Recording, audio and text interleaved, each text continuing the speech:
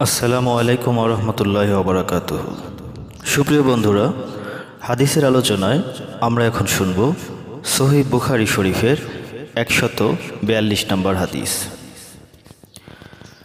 আনাস রাদিয়াল্লাহু তাআলা আনহু হতে বর্ণিত, তিনি বলেন, নবী সাল্লাল্লাহু আলাইহি ওয়াসাল্লাম যখন প্রকৃতির ডাকে শৌচাগারে যেতেন তখন বলতেন, আল্লাহুম্মা ইন্নী আউযু বিকা মিনাল খুবুসি ওয়াল খাবাইস।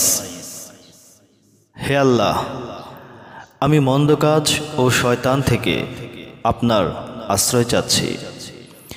ইবনু আরারা রহমাতুল্লাহ আলাইহে সুবাহ রহমাতুল্লাহ আলাইহি সূত্রেও অনুরূপ বর্ণনা করেন।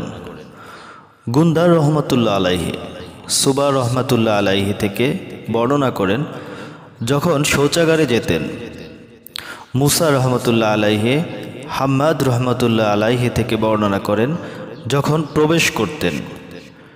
সাইদ ইবনু জায়েদ রহমতুল্লাহ আলাইহি আব্দুল আজিজ রহমতুল্লাহ আলাইহি থেকে বর্ণনা করেন, যখন প্রবেশ করার ইচ্ছা করতেন।